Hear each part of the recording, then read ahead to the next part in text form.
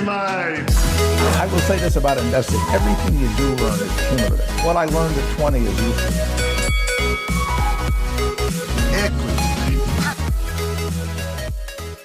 Welcome to another episode of Equity Mates, where we will help you learn to invest in 15 minutes or less. We break down the world of investing from beginning to dividend so that you can hopefully make some returns. My name's Bryce, and as always, I'm joined by my equity buddy, Ren. How are you going, bro? I'm very good, Bryce. You've got that intro down pat at this point.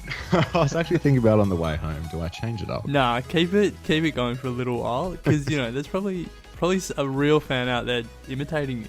Oh, there might well be. Mouthing the whole intro. Yeah, it could really throw some people off if I change it up. Yeah. Who knows? One day maybe. Yeah, surprise us one day with it. Don't even tell me, just do it. Wow, you make me speechless. I might be. No, that's impossible. Oh, well, big day. I've actually cracked a beer. It's been a pretty solid day for the retail world, hasn't it? What's been happening? Oh, just one of those days, But I'm glad that we're talking about this. I always love talking stocks, so got me in a good mood. Yeah, that's good. That's good. So, speaking of good moods, Ren, we have something exciting to share with all of our equity mates out there, and something we've been working on for about a month now with BetaShares, who we did an interview with, a 3-part series on ETFs. If anyone hasn't listened to it, definitely go back and listen to that 3-part series. We thought it was a cracker, but we've got some exciting news to share, Ren. We do. So the good news is we've been doing this podcast for a little while, and we've been talking to people through their computers or through their phones, I guess. Coming up in early September, we'll have our first opportunity to speak to some people face to face. Yes. We'll be doing an event in Sydney and an event in Melbourne with BetaShares.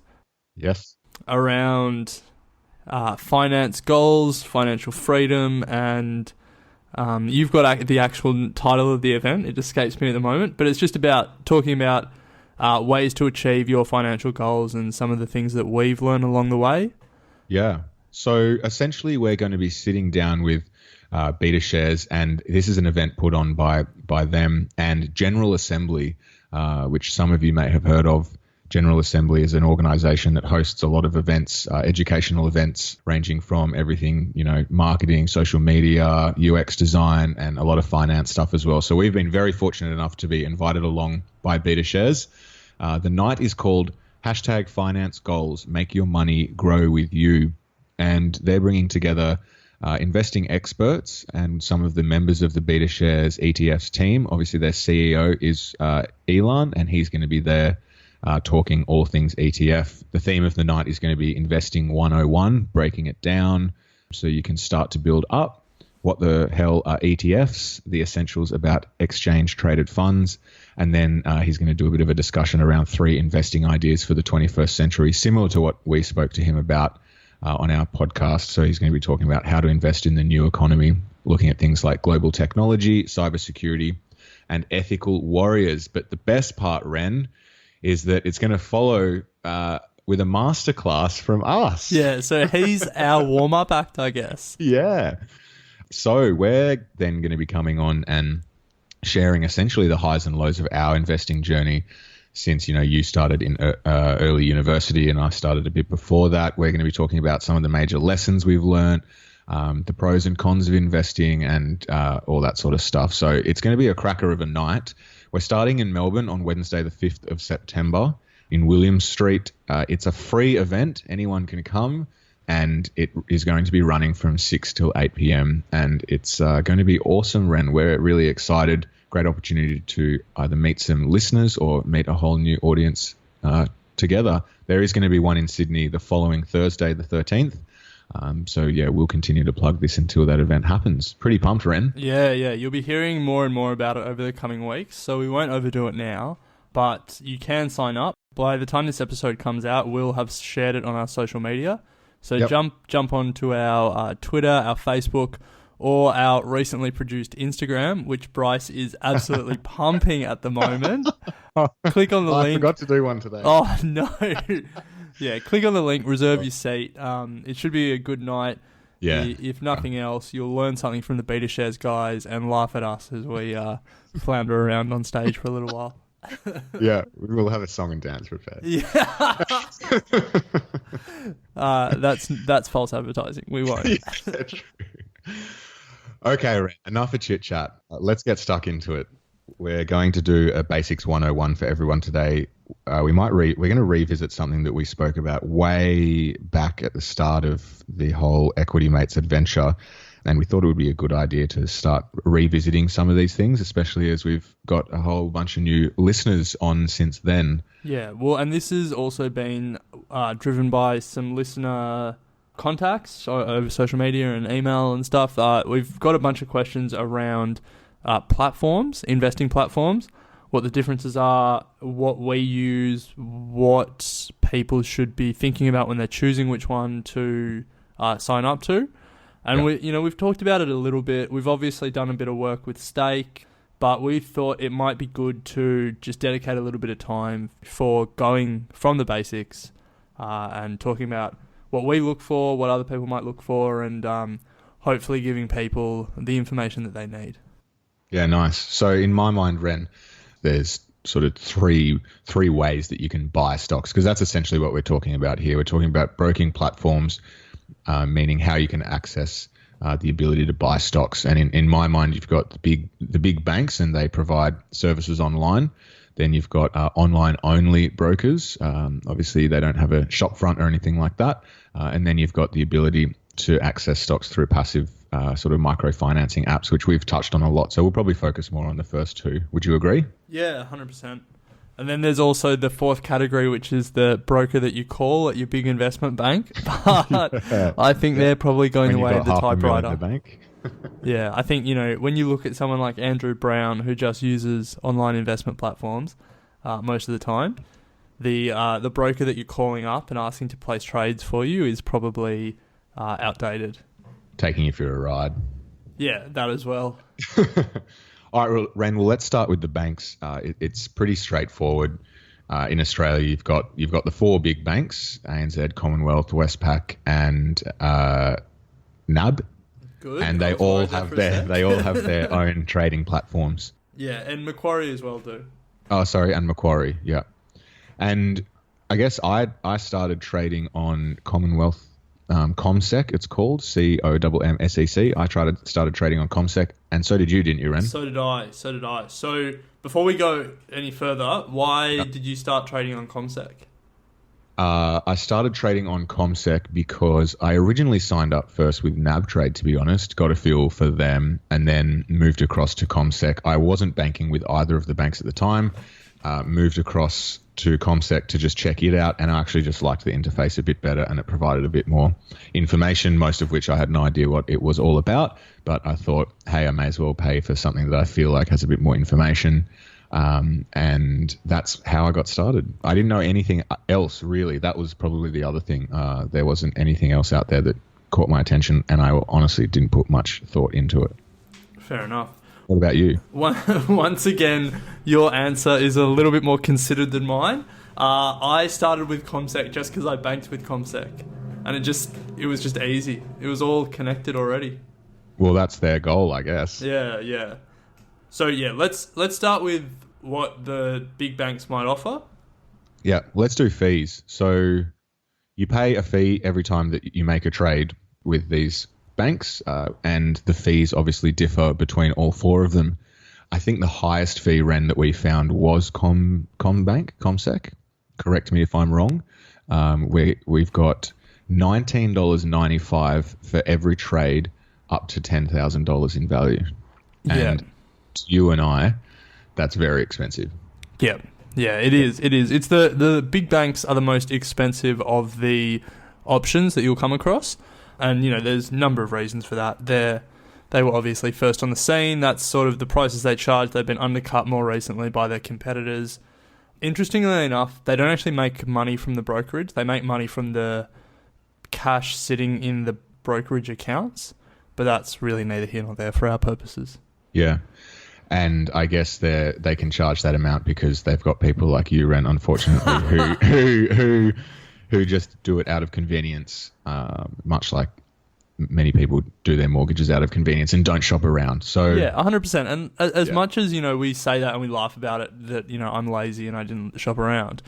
If you choose to pay the higher brokerage because of the ease of use, because it means you can transfer immediately, because all of your money is contained in one app and one banking statement, like there are definitely reasons why you would do it just for ease of use. So yeah, look, as much as you might be paying, $10, $15 extra a trade, it isn't a bad decision if that's the decision you want to make.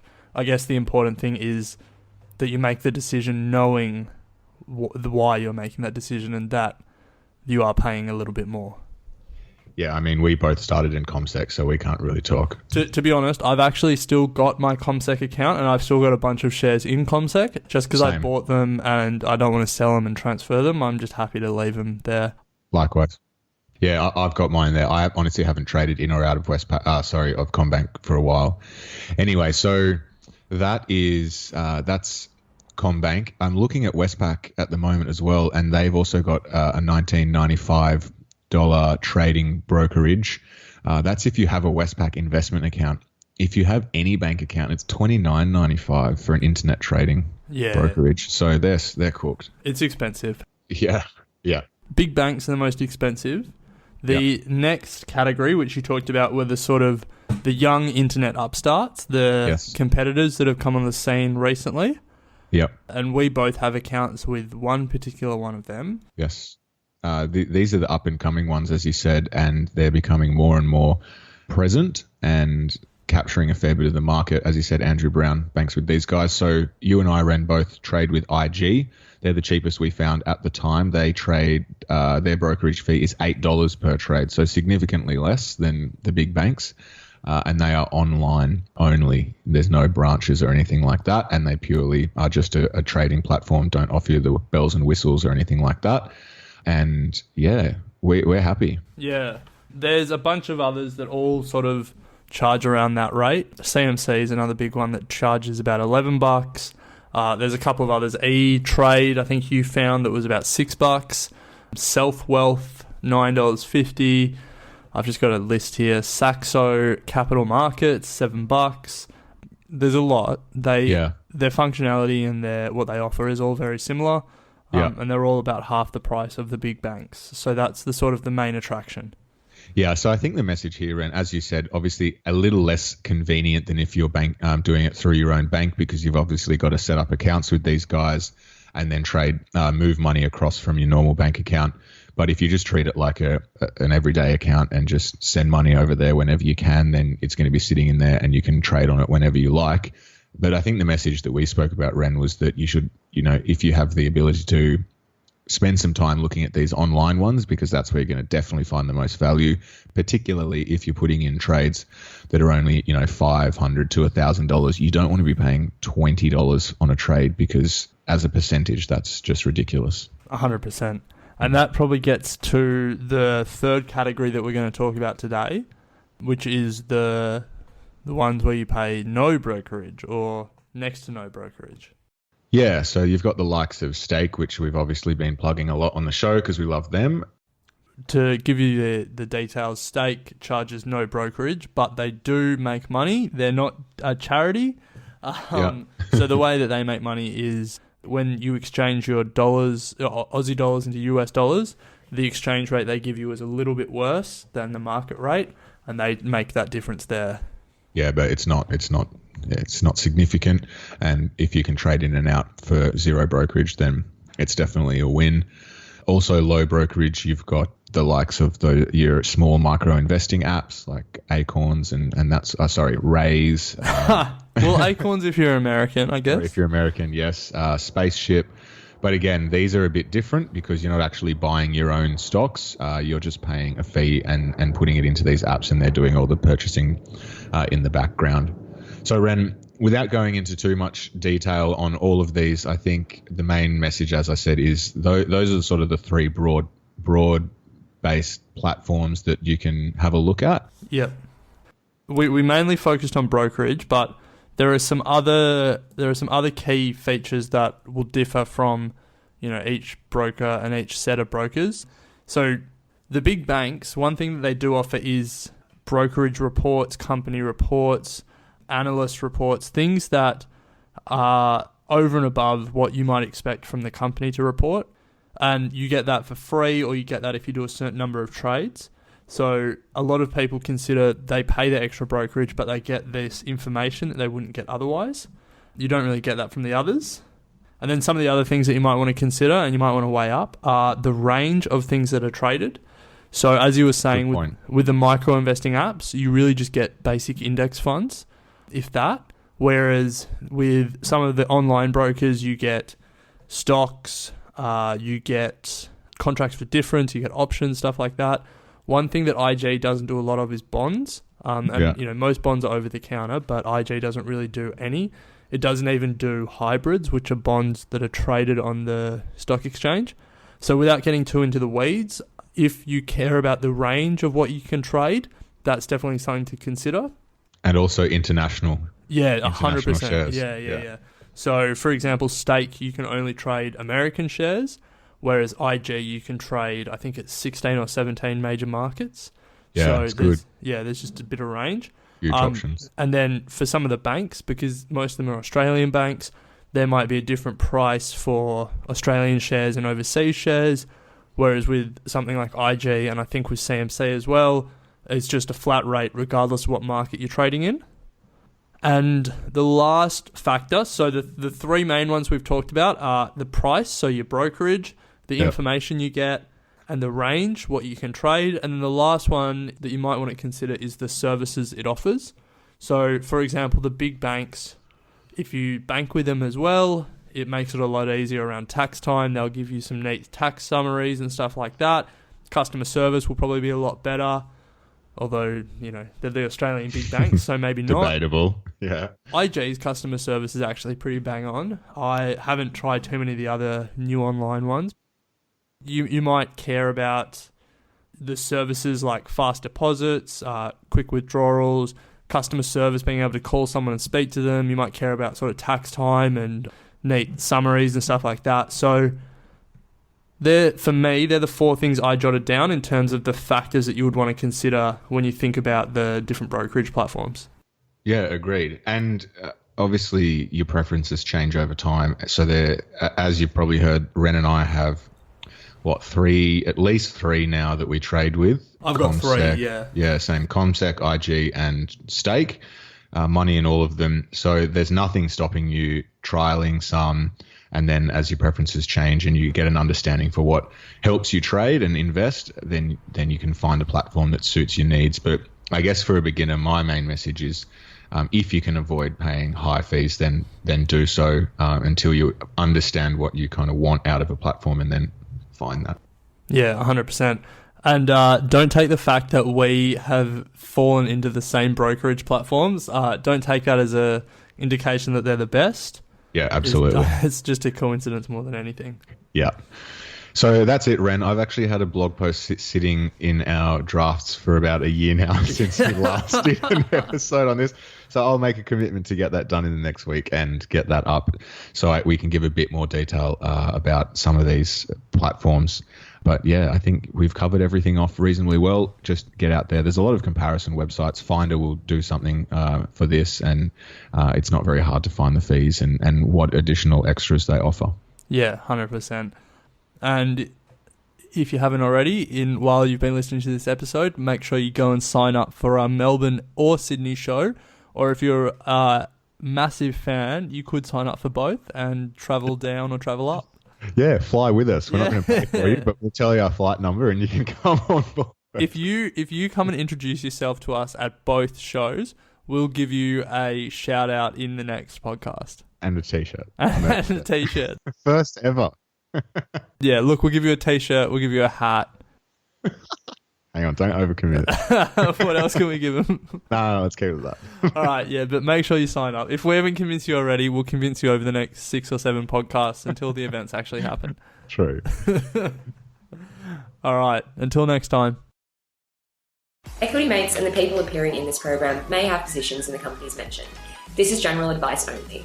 Please speak to a financial professional to understand how it may pertain to your individual situation. Hello, mates of Equity Mates. Or I guess that just makes you Equity Mates. Anyway, it's Bryce here. One of the most frequently asked questions we get is, where do we find information about all these stocks and where's a good place to start? Now, we could do a whole episode on this, and we often do touch on it, but the best place to start is by signing up to our Thought Starters weekly email. Each week, we send you some cool stuff that has caught our eye during the week, as well as some more detailed articles on stocks and invested-relating content. We also include Basics 101. These are articles tailored specifically for beginners to really propel you on your way. We don't spam you. I mean, we hate spam. It's once a week, and there's enough stuff in there to occupy you for a full day of browsing at work. Now, Ren puts a lot of effort into finding quality articles for you guys, so if anything, just sign up so he feels the love. Head to equitymates.com and chuck in your email at the bottom of the page.